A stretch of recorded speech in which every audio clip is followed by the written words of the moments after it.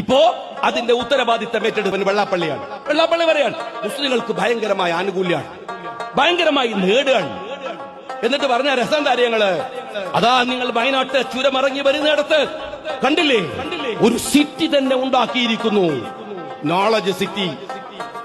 AP Abubakar മുസ്ലിയാരുടെ സമസ്ത കേരള ജമിയത്തുൽ ഉലമ അവരുടെ നേതൃത്വത്തിൽ ഉണ്ടാക്കുന്ന ഒരു വിദ്യാഭ്യാസ സമുച്ചയമാണത്.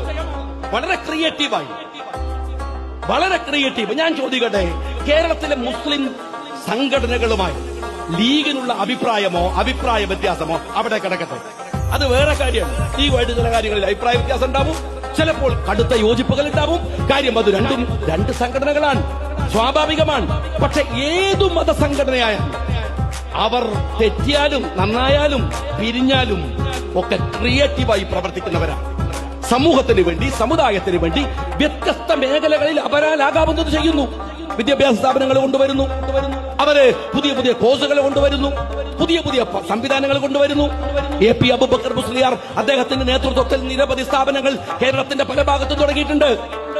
സംഘടനാപരമായ അഭിപ്രായ വ്യത്യാസം വേറെയാണ്, പക്ഷെ റിയാലിറ്റി വേറെയല്ലേ, അവര് ചെയ്യുന്നില്ലേ? ആ സ്ഥാപനങ്ങളിൽ ശ്രദ്ധേയമായ ഒന്നാണ് നോളജ് സിറ്റി എന്ന് പറയുന്നത്. ആ നോളജ് സിറ്റിയിൽ ഏത് ഗവൺമെന്റിന്റെ പങ്കാളിത്തം ഉള്ളത്? വെള്ളാപ്പള്ളി ഒന്ന് തെളിയിച്ചേ. തന്റെ ഈ പരിമിതമായ അറിവും വെച്ച് ഈ വിഷം തുപ്പുന്ന വെള്ളാപ്പള്ളി ഒന്ന് തെളിയിച്ചേ. അവിടെ ഏതാണ് ഗവൺമെന്റിന്റെ സഹായം?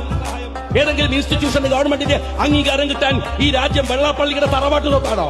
അയാൾക്ക് മാത്രം കിട്ടാൻ അതെല്ലാ കമ്മ്യൂണിറ്റിയും വാങ്ങൂലേ?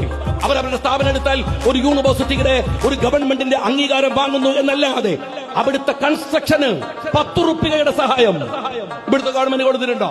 എത്ര സ്ഥാപനങ്ങൾ കേരളത്തിലുണ്ട്? എത്ര സ്ഥാപനങ്ങളുണ്ട്? എന്തിനാണ് വെള്ളാപ്പള്ളി ഈ വിഷപ്പുക തുപ്പുന്നത്? എന്തിനു വേണ്ടിയാണ്?